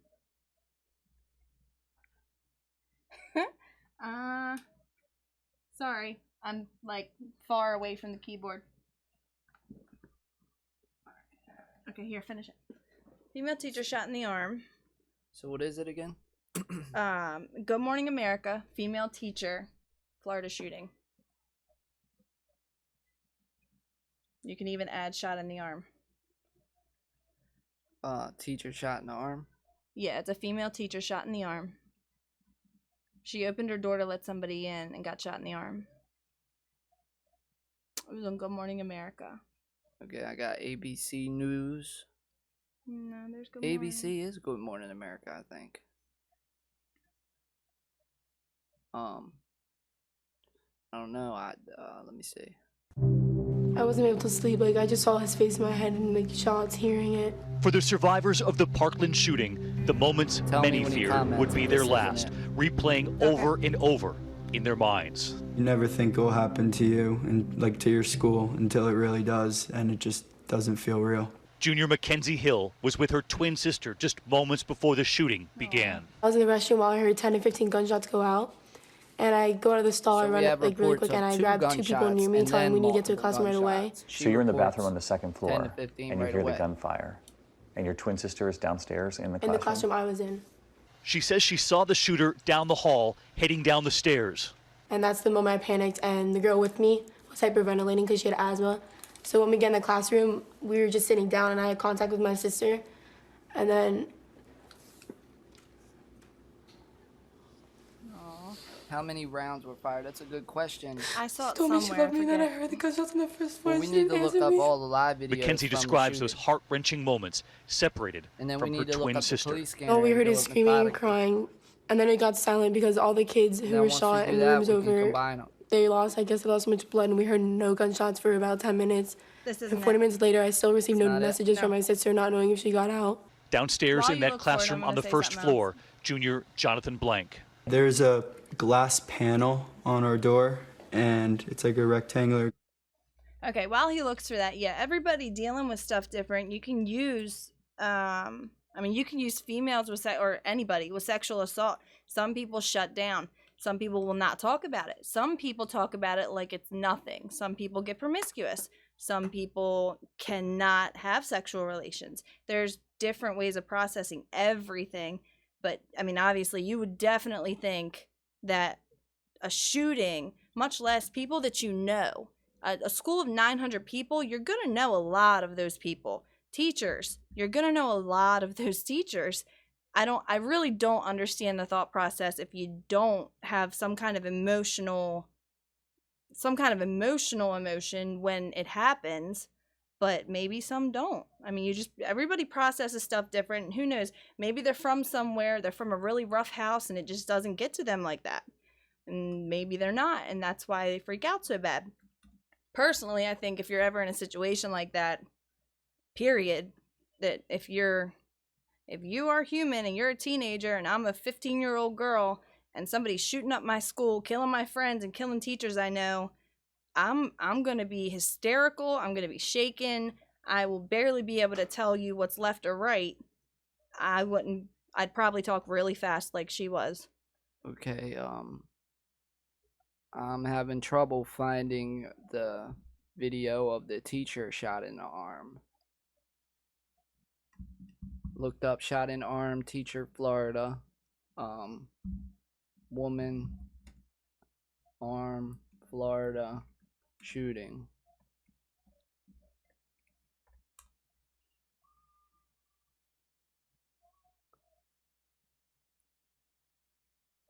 Yeah,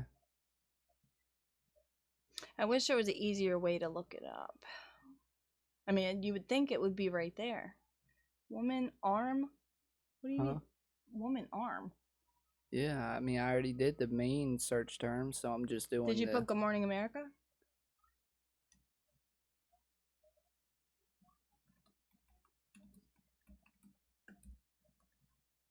YouTube might have taken it down.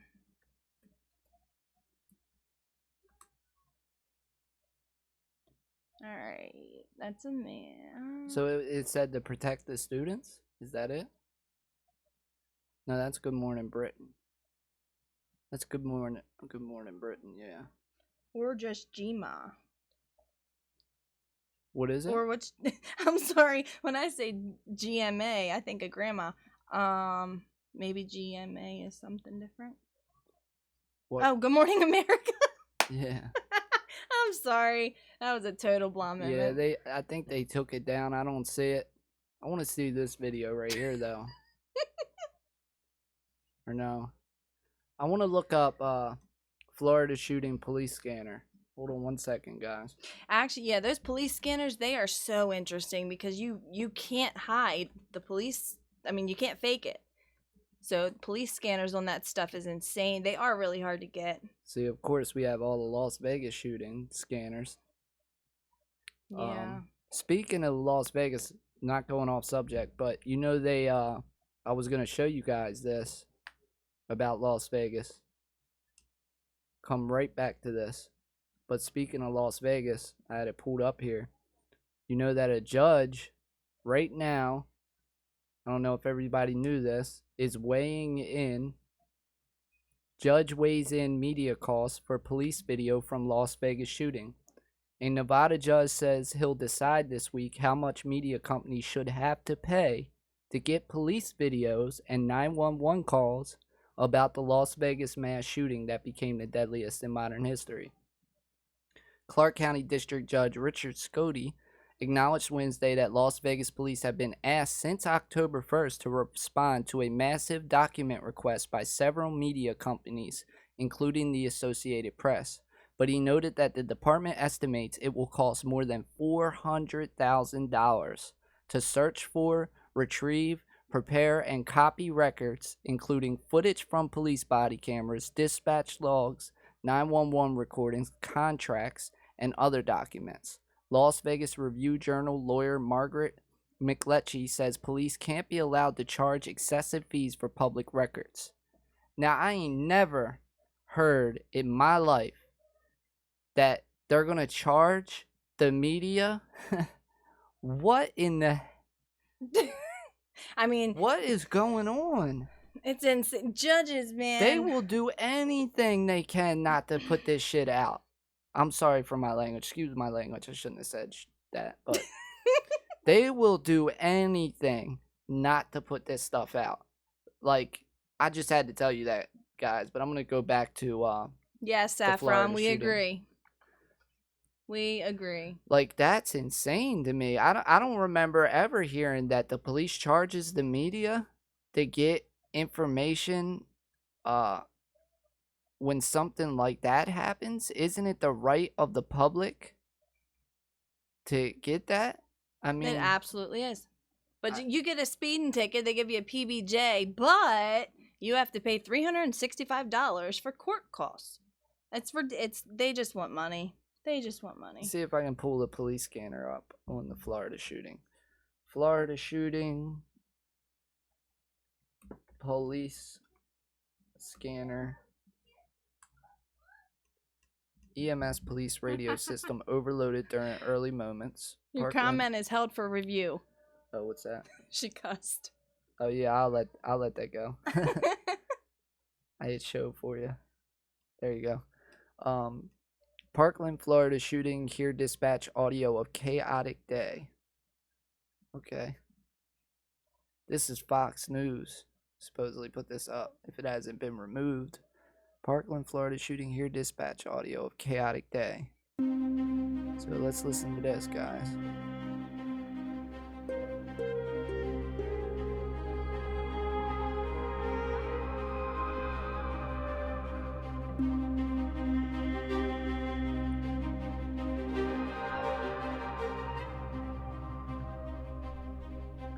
We need somebody with the camera system ASAP. Where's the principal? Who's with the principal? And we need to start making a plan here. They are monitoring the subject right now. He went from the third floor to the second floor. Third to the second floor.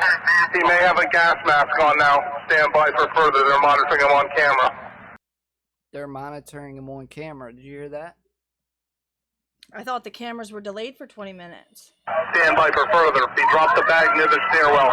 Stand by for further. Now it's a bag. Golf 1 on 48. Is that from recording? He's exiting the school? Yes, sir. They're following him. It's about a 20-minute delay. They're following him on video, on the camera. They had him exiting the building, running south. Apart from the surveillance delay, there were also radio transmission. Central units, if you can hear me on this radio, be advised the radios are having malfunctions. You can hear me, but I cannot hear you, so stand by. So further advised, all cities, all radios be advised to keep your traffic to a minimum. With each transmission that's causing it to crash, it's overloaded right now. Okay, so that's the radios crashed. Yeah, oh, you took my advice on that. That's cool. So yeah, I don't know. So now we have that the radio crashed due It was to... a bag. No, but I don't understand. The police radios crashed because of what was going on? When does that happen? Never. Even during the Las Vegas shooting, their radios didn't crash. I mean, you could pull up the whole police scanner from the night of the Las Vegas shooting. Yeah, it definitely sounds suspicious. That's very, I mean, Let's go back and see if we can find out more about this scanner. And then they said suspect is now wearing a mask. So now we have from the police scanner that possibly he wasn't wearing the mask the entire time. That's what we're hearing. yeah, we don't see a link. So could he have, if that fits with the other girl's statement, could we have that he ran into school with the mask on? Or he ran into school without the mask, saw the girl, then put the mask on, then dropped the bag, then ran. He's that smart? I'm just saying, if you wanted to try to fit it together, that's what it would sound like. I'm not saying that's what happened. I'm just. No, I know. I'm just playing devil's advocate. So, police radio calls released from Stoneless Douglas shooting. Here we go. Now we have police radio calls. Let's see if this is the same thing or something different. Stoneman Douglas. Right here we have on this page, CBS12.com, on the right here in the middle. I know you guys can see what I'm seeing. 17 Julia 5. I have the gunshot victim by the entrance to West Glades on the west side of the school. I have the gunshot victim by the entrance to West Glades on the west side of the school. Trying to understand what that means. Faced with uncertainty and a barrage of gunfire, police responded to Marjory Stoneman Douglas High School, February 14th.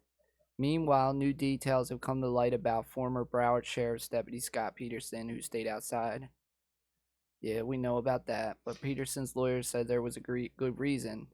17 Julia 5, I have the gunshot victim. I have the gunshot victim. He's by the entrance to West Glades on the west side of the school. An officer was heard saying in one of the radio calls. The audio obtained by CBS 12 from Broadcastify paints a picture of the horrific situation. Police rushed to the scene at Stoneman Douglas High School after suspected shooter Nicholas Cruz went on a killing spree. Can you tell them what the Truth Tracker email is? She's going to email you the link. Yeah, the Truth Tracker email is truthtrackerhere@gmail.com.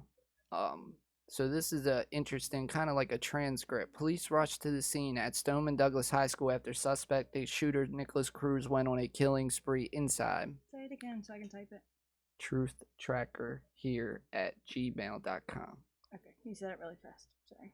I know, I was reading, sorry. Does anybody have bolt cutters? I can't get this kid out of the fence. He's stuck in the fence. I need bolt cutters, said one officer over the radio. The coach is with them, another officer said. See if he can help them get over the gate. Some say numerous lives could have been saved if school resource officer Peterson had gone into the school. but he waited outside for 4 minutes instead of, according to the authorities. But while Peterson was taking cover outside, officials say Cruz was already inside of the school armed with the AR-15 shooting at helpless students. Description of the subject is going to be a white male last seen wearing a burgundy shirt, possibly Nicholas Cruz, the dispatcher said in a radio transmission. Peterson would be one who had success to where the cameras... Hold up. I read that wrong. We're about to get the link for the teacher. Listen to this, guys. Peterson would be the one who had access to where the cameras are. Find out where Peterson is, an unidentified officer said in the police recordings. And there's no video of him. So when in the scanner we just heard minutes ago, they said that he's being watched live on camera, correct? And they said yes, and they said there's a 20-minute delay. So Scott Peterson was the one watching him on camera, but that doesn't make any sense. That doesn't make any sense because according to Scott Peterson's testimony that we already have, he was outside because he thought the shooting was coming from outside.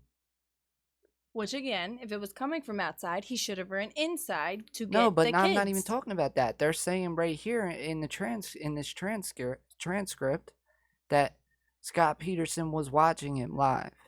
Can you log into But your email? Scott Peterson, according to him, he was outside behind a concrete wall thinking the shots were coming from outside. 6 minutes. Can you look at the email? Now that's super conflicting right there. For what? What am I checking? You're clicking a link. Yeah, but I have to log on the air. You can't do it on this one? Okay, hold on, guys. So while I'll check my email in 1 second here. I'm gonna go back. So I'm gonna go back real quick and video delays misled cops. So then we have Sun Sentinel, and we have video delays misled cops at Stoneman Douglas shooting.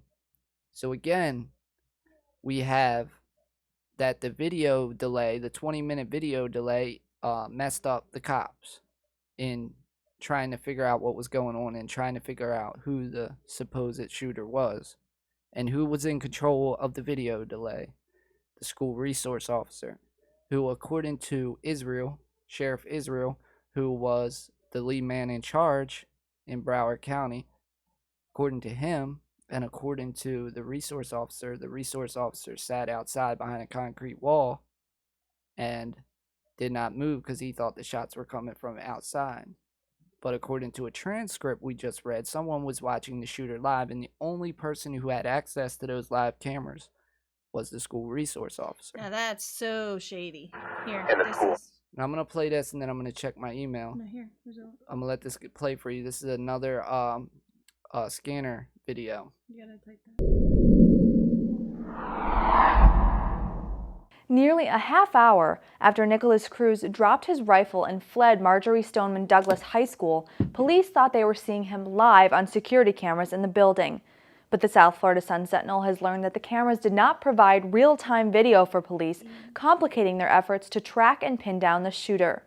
A series of local law enforcement radio transmissions reveal what was happening as police tried to find him. Out with an administrator that has access to the camera systems in the school.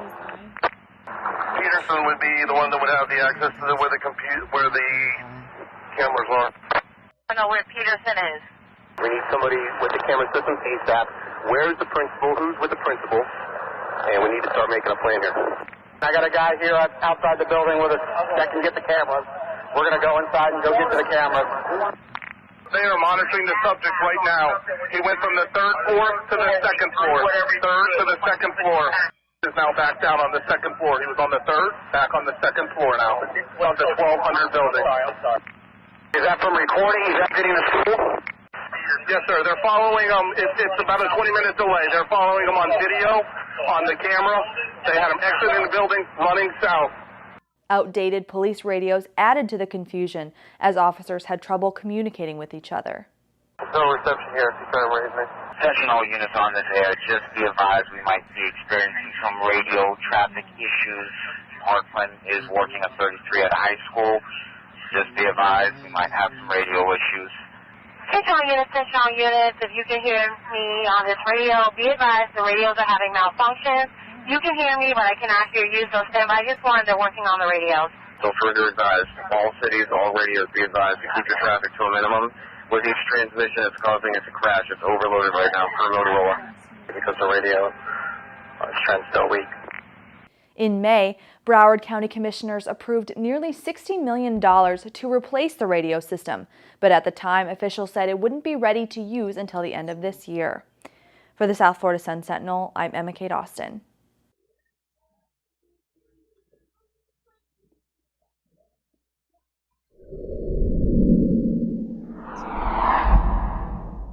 At least 17 people were killed in a mass shooting at Marjorie Stoneman Douglas High School in Parkland on Wednesday.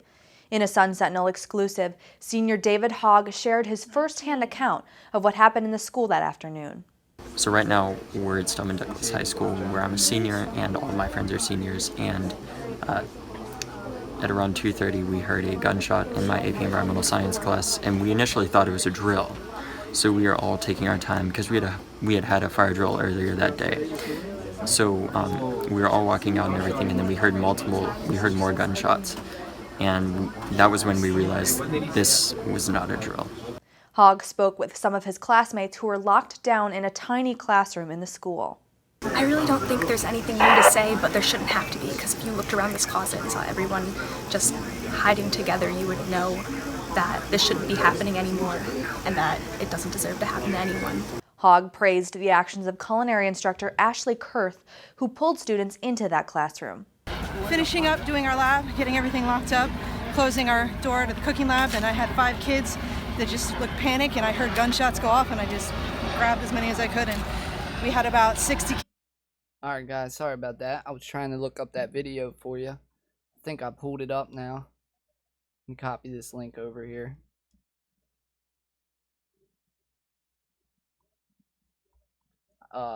The video that I found that I'm going to play in a second says it's a teacher says Florida shooter was in full metal garb. Hopefully that's the video. Yes.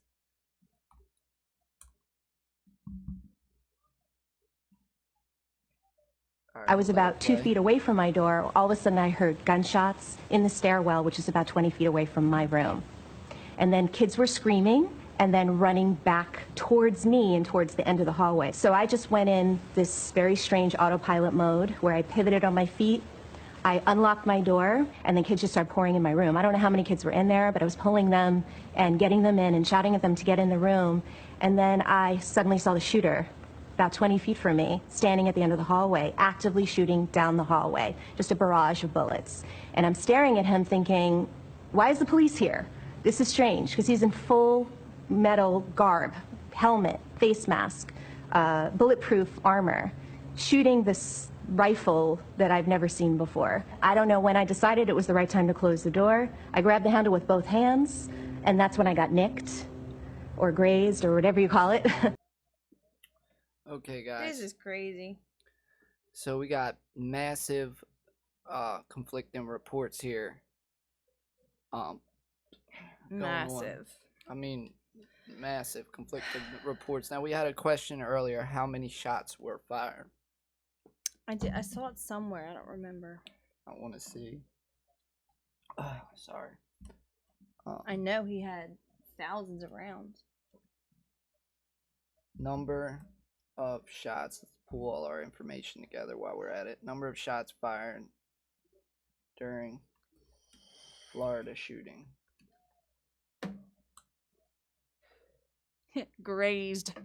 Was she trying to use? She tried to use street slang, I guess. I don't think anything's come out that's given how many shots were fired during the I think it was just maybe how many rounds he had. Okay, so Nicholas Cruz shots, ammunition. I don't know. Nicholas Cruz left 180 rounds of ammunition with swastikas etched. That's another good point right there. I remember reading that.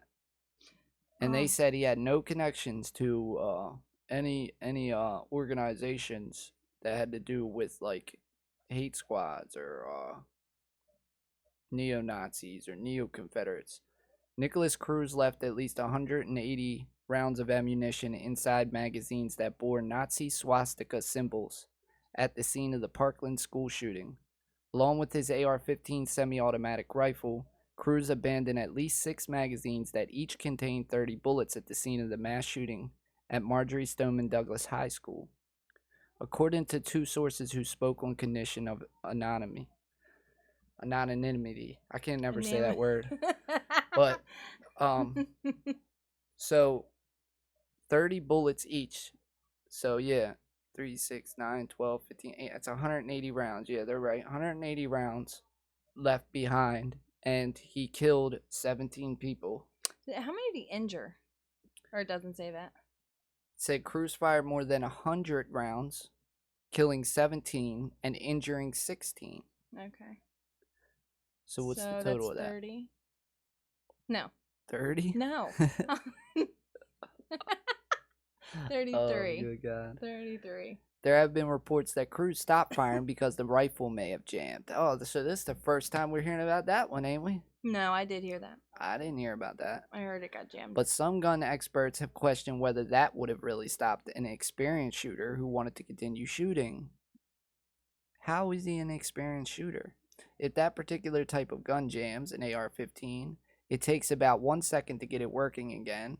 So, see, this is exactly the opposite of what they said in the Las Vegas shooting. Because in the Las Vegas shooting, they're like, oh, he's too dumb. This old guy couldn't have been smart enough to know how to reload his gun. And he wouldn't know how to unjam the gun. That would have took too much time. And yet now we got, what is he, 20-year-old? 20-year-old who they make it sound like it's putting butter on bread. Like it's nothing. Witnesses who were in the school building after the massacre said the shooter tried to fire rounds through an upper-level window. I never heard that. Did you hear that? No. Said the shooter tried to fire rounds through an upper-level window, but the hurricane pain stopped the bullets. Don't you think they'd ricochet? But in that one girl's statement, remember to whoever she was being interviewed by, she said that they were shooting up. Remember? Yeah. So that makes sense with that. State records obtained by the Sun Sentinel show that Cruz's mother had forced him to remove hate symbols from his backpack in the past. His mother told investigators that she made her son remove the symbols. How could his mother? Is this article okay? His mother's gone. His mother wasn't alive. Is this article okay? His mother told investigators that she made her son remove the symbols, including a Nazi symbol and the words "I hate N-word" that were drawn on his book bag. Okay, that makes absolutely no sense whatsoever. His mother passed away because he was set to inherit an inheritance from his mother. She passed away in November. Yes, I don't know where that article quoted his mother saying that, unless it was maybe like something said in the school. No, he said maybe the adopted mother. Adopted mother, okay. Foster mother, adopted mother. That could make sense. That could definitely make sense. So, named for the first time, all 17 who survived. Florida shooting suspect Nicholas Cruz. Shooting suspect Nicholas Cruz had swastikas. Basically, all we're finding is he had 180 rounds left behind. And he fired over 100 rounds. And from my studies on the Las Vegas shooting, you can only, if you had a bump stock on an AR-15, the fastest you can fire 100 rounds, and that's if you had a drum, like Stephen Paddock might have had. The fastest that an AR-15 fires a 100-round drum is about 10 seconds. So that's one drum if he was firing the same setup as Stephen Paddock, which I highly doubt. I mean, I guess, I wonder, did he have a bump stock? I didn't hear anything about that. I shall be back. But if he killed 17 people, I highly doubt that he had a bump stock. I mean, but it's very close quarters, so. And when that teacher said she looked out down the hall, she saw him just firing nonstop down the hall. But yeah, back to the metal garb. Like, okay, so how does this teacher see that he's wearing all body armor metal garb? She said she thought he only had one gun. He only had one gun, right? Yeah, but he had a bag. And why do they keep saying bag? That's what I was saying. The Uber driver reported he had a guitar case, not a bag. Said he had a guitar case, not a bag. So let me see. I want to look up something. So I want to dig more into the witnesses, because a lot of information we're finding out is coming from witnesses. So witness, survivor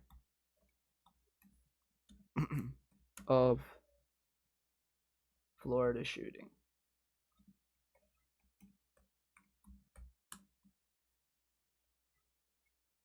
Florida school shooting survivor. I thought I was not getting out of this alive today. So let's listen to a 15-year-old Kyle Lamont. Glad you made it out of there, Kyle. Let's check him out. When this first happened, 17 wounded people were admitted to hospitals. But this morning, yet one more victim has been released. And boy, does he have a story to tell. Huh? Back home from the hospital this morning, 15-year-old Kyle Lamont lights up. The ride home was awesome. And so does his mom. Well, the same paramedics who rescued him, they surprised him and they brought him home. And when he arrived, the whole street was full of firefighters, like all the engines and rescue. But Kyle's face darkens when he talks about confronting the killer at his school 2 weeks ago. Because I really thought I was not getting out of this alive because I thought he was coming toward me. A round from the AR-15 tore through his ankle, and he was losing a lot of blood. The first door I went to was jammed. There was sadly another girl who passed away on the other side, and I could not get it open.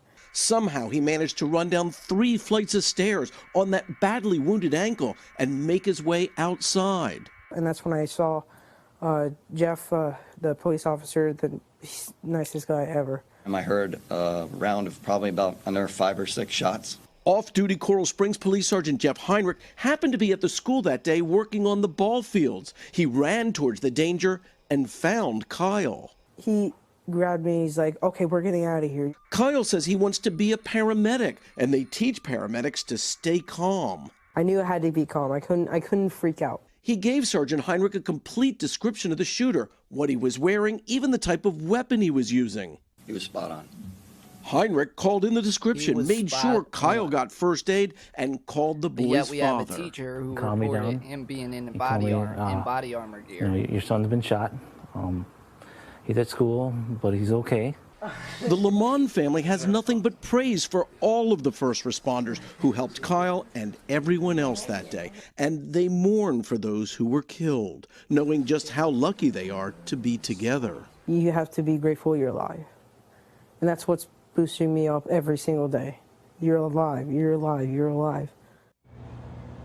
As happens in crisis situations like this, people bond, and that's exactly what's happened with Officer Heinrich and young Kyle. The officer has repeatedly visited him in the hospital, and now they've developed what appears to be a lifelong bond. Guys, it's going to be a long recovery for young Kyle. It could be at least a month before he can even put some weight on his leg, and then, of course, there's a lot of therapy for a young boy who likes to do all sorts of things, including riding dirt bikes. Yeah. Such powerful words, Carrie, like, I'm alive. Yeah, I'm but alive. he said it. Yeah. He said it. Wow. He's alive. He knows how lucky he is. Carrie, thank you. Hello, Today fans. Thanks for checking out our YouTube channel. Subscribe by clicking that button down there and click on any of the videos over here to watch the latest interviews, show highlights, and digital exclusives.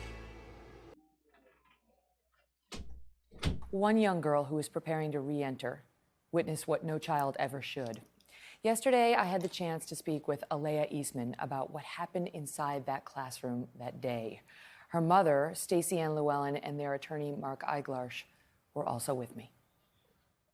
So take me back to Valentine's Day, just a couple of weeks ago.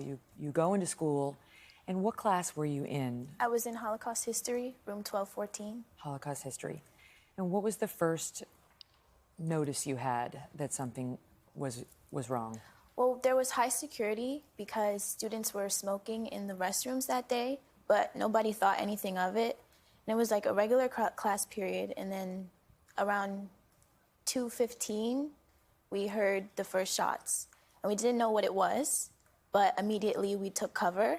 But unfortunately, my side of the classroom couldn't get to the side we were supposed to be, out of view of the window in the door, so we were out in the open.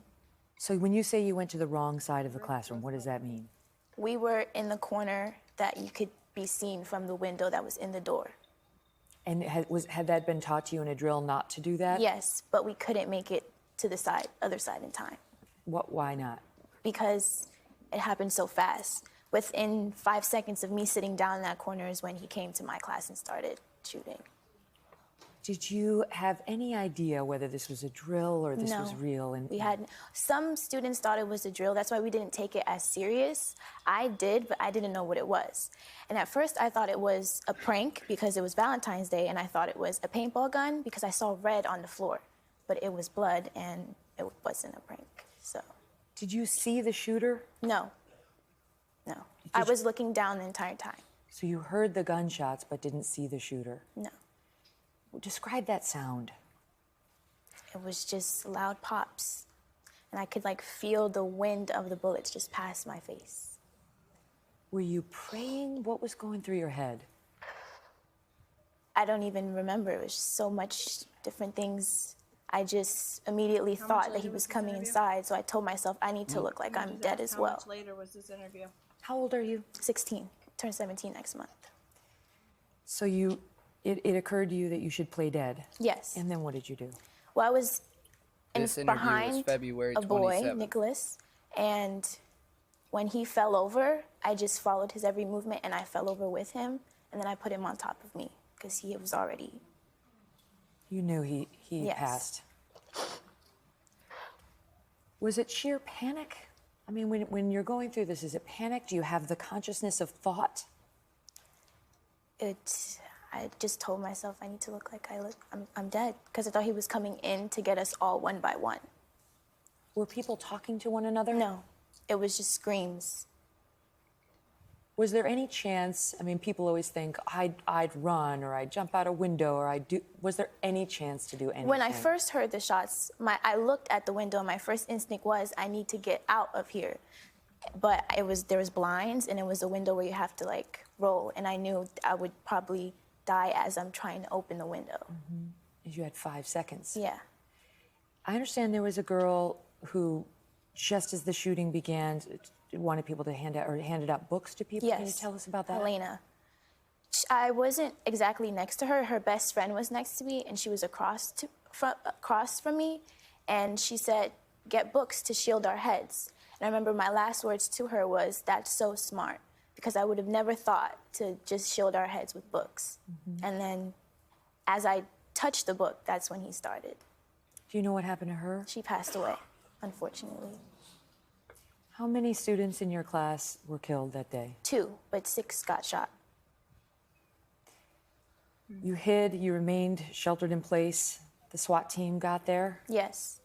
What did you think when did they knock on the door, or what did they? No, they came in screaming, but I didn't know it was the SWAT team. So Samantha, the Samantha that was next to me, Helena's best friend, I asked her, I said, I'm not putting my hands in the air and getting behind this filing cabinet unless I know for a fact it's not him coming back with other people, unless I know it's the SWAT team. And she said it is, and I didn't believe her until I saw one come up, run past us and say, it's okay. And then that's when I put my hands up and I ran out. On that tape, somebody took out their phone and took video in the moment. And you can hear someone screaming at the end of that tape. That's me. That's you. Yes. Did you get the chance to call your mom? And yes, I called her and my father while it was happening. While it was happening. Stacey, and what was that call like for you? It's the worst day of my life. The worst day. Did you know that there was a shooting before you got the call? She called me and I looked at the time and school was still in session. So I was like, why is she calling me and she's in class? So I hung up. Right, you weren't thinking anything was wrong. Oh, no. Yeah. And then you called again. Yes. And what did you say to your mom? I just told her, I love you so much. I'm sorry for everything bad that I did in my life. Just forgive me. And I just kept saying I love you to the point where she had to hang up on me because she didn't want to hear everything that was going on. It was... I thought he was actually going to shoot her.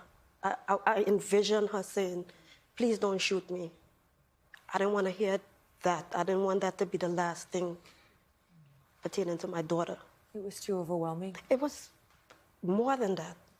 It was just too much. Hello, Today fans. Thanks for checking out our YouTube channel. Subscribe by clicking. All right, guys. I think we're going to sign off here for the night. We're definitely going to keep looking into the shooting. We'll definitely be back on hopefully tomorrow, if not definitely the next day. We're trying to make every night here. We just have to get each show prepared. And I think I'm going to have a special guest come on with me next time. I'm probably going to also have some law enforcement come on if I can get them on the air. Yeah, I'm not special. I mean, you're my partner in crime. She's my partner. But yeah, I'm definitely going to try to keep up on this, and I'm going to really look into this shooting just like I did in Las Vegas.